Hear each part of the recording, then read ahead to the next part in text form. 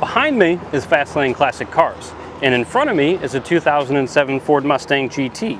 But it's not just any Ford Mustang GT, no. This is a Shelby GT. And before you go thinking that it's just the normal Mustang with a bit of a facelift and some hood pins, let me tell you exactly why you'd be wrong.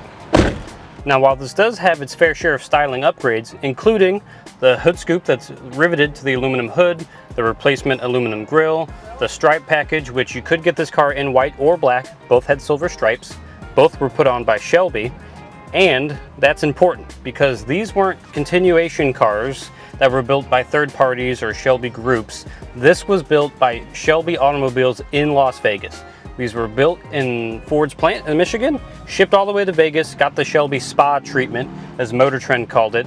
By the way, a lot of the information I got on this car was from an awesome Motor Trend article from back in 2007 when this came out. I'll link that in the description if you want to read it yourself.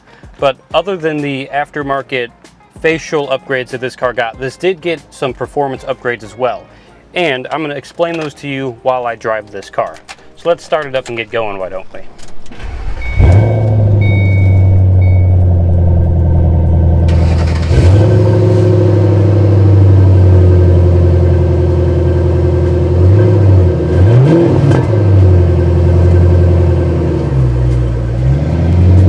Now, before I continue with the things that make this specific car special compared to a normal Mustang GT, I do want to mention that this car is one owner.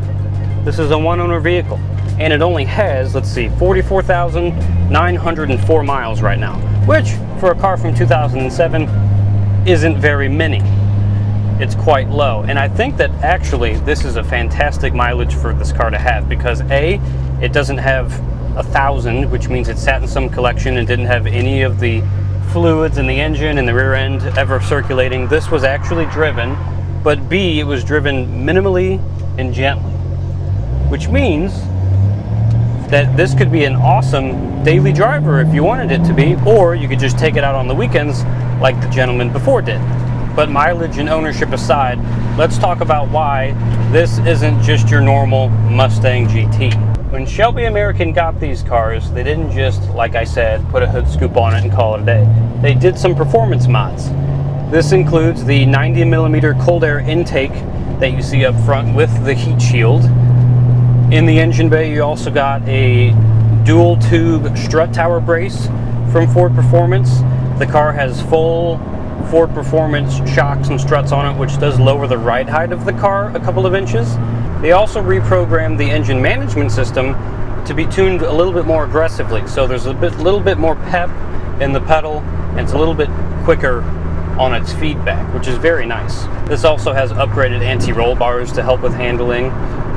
Over the Mustang GT, that got about 300 horsepower and I think 320 pound-feet. This is 319 horsepower and 330 pound-feet, which isn't the biggest upgrade in the world, but it's still nice. You get a little bit more power, a little bit more torque. But I think mostly the handling is where this car is vastly improved over the Mustang GT. This also got 18-inch polished aluminum wheels rather than 17-inch wheels. This one has very nice Michelin tires on it. It also got a X-pipe instead of the factory H-pipe that a lot of the Mustangs got, and Ford Racing mufflers. This one has Flowmaster tips, so I'm not sure if this has Flowmaster mufflers on it now, or if that's what Ford put on them from Shelby. I will look that up when I get back, actually. Another massive thing on this one, it got a completely different rear end. Not just a different gear ratio or a different center section. It was easier to just replace the whole rear end, apparently. So this is 355-to-1 rear gears with posi, which is a bit of a peppier gear ratio, but still plenty low to drive it comfortably on the highway. You could get this car on a 5-speed manual or a 5-speed automatic. This one is the 5-speed automatic. Now you probably get more feel and a bit better haptic feedback from a manual transmission, but the automatic in this is actually tuned pretty well. It's peppy when you want it to be, but very smooth and gentle when you want to just cruise around and listen to the awesome V8 behind you. This also got an aluminum Shelby plate in between the two center air vents to signify that it's a real Shelby built by Shelby American. And right now we're at our bean test already at the stop sign. I'm going to let this truck go in front of me, and we're going to see what 319 horsepower and 330 pound-feet feels like.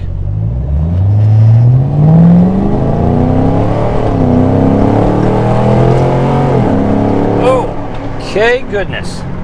It's not slow. It is no slouch by any stretch of the imagination. Now, in today's standards, in 2025, 319 horsepower and 330 pound-feet doesn't sound like a lot. And it really isn't, I guess. I mean, Hellcats are making over 700, some of them over 800. The new ZR1 just came out that has over 1,000. But how much of that can you really use?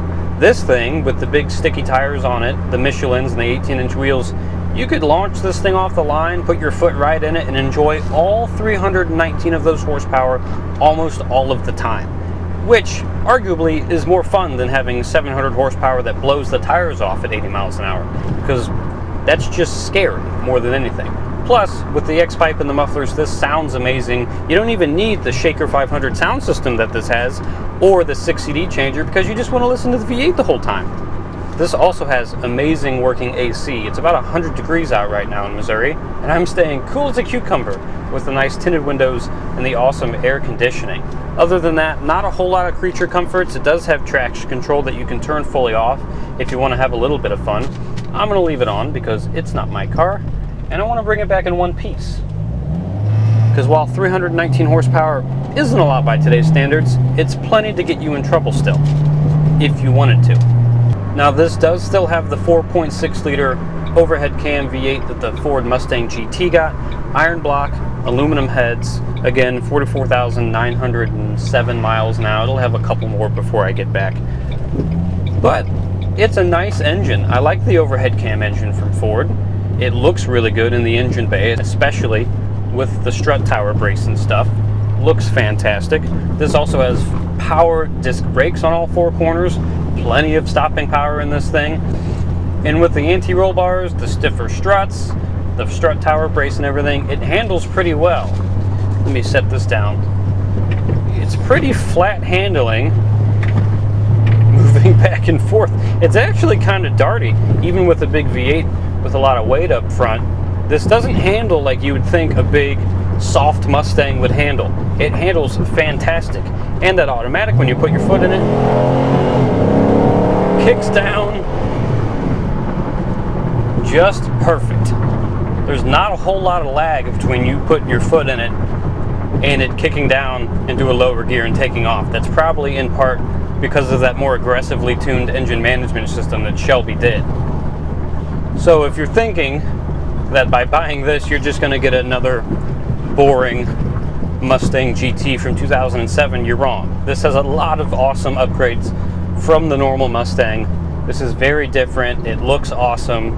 It's got a cool grille, a cool hood scoop, awesome racing stripes, and it's so much better to drive. I've driven the normal Mustang. They're okay. They're quick, but this is quite a step up. And once you go past this, in 2007, you got the GT500, which had the 500 horsepower supercharged engine in it, which again is starting to creep into too much power to use for the road. So I think this is a great little middle area to enjoy a Ford Mustang that handles great, sounds awesome, is easy to cruise with the automatic, but you're not scaring the crap out of yourself every time you drive it. Really best of both worlds in my opinion. And I think I'm going to go up here real quick, stop, and see if I can get a couple flybys. I know I'm by myself today, which I didn't even mention. Steele's extremely busy right now, so I thought I could take care of this video by myself. So I'm going to set up the camera on the tripod, see if I can get a couple nice flybys of this thing going by, so you can get some sounds of the awesome 4.6 liter overhead cam engine.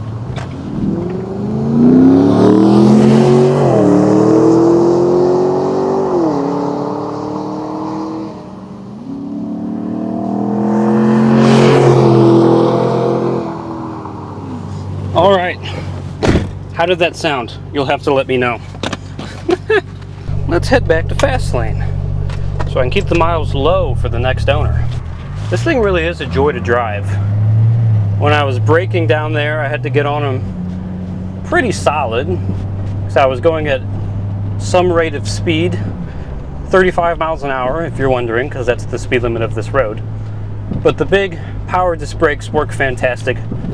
Plenty of stopping power for this car. And again, the handling when taking the U-turns. It's a comfortable ride, but just with limited body roll because of all the suspension upgrades. And with the 18-inch wheels and the 1.5-inch drop, it just looks meaner than a normal Mustang.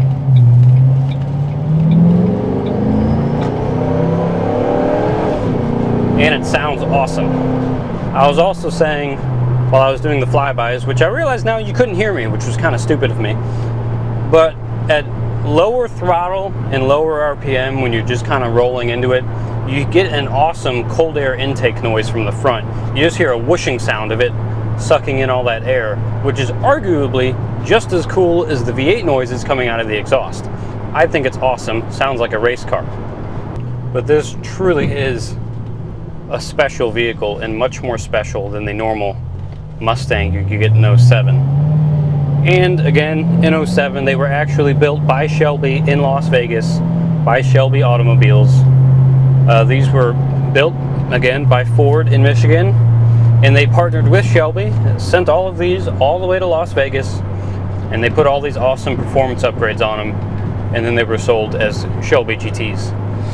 So it's not some continuation car built by some third-party tuner that says Shelby on it. This is a real deal Shelby, and you can tell because, again, it's got this aluminum plate here in the middle with the Shelby number on it, signifying that it is a real Shelby. Not only that, I forgot to mention, this car is signed by Carroll Shelby. Over here on the passenger mirror, on the visor up here, it says Carroll Shelby on the back of it in Sharpie. He signed this one. Maybe he signed all of them. I don't know. I'll have to look into that. But another cool thing about this car, you have a car that's signed by Carroll Shelby that you can drive and enjoy all that you want. This thing's awesome.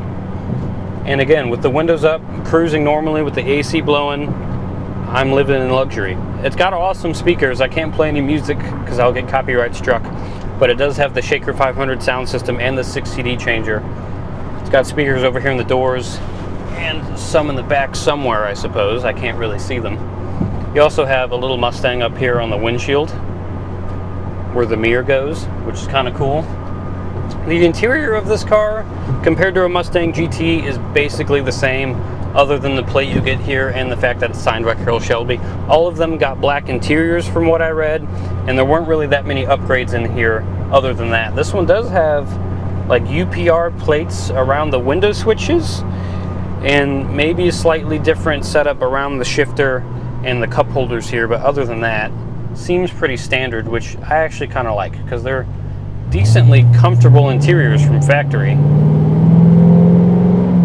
So I wouldn't have changed much about it anyway. It does have nice bolsters that hold you in when you're cornering in this thing, so you're not sliding all over the place.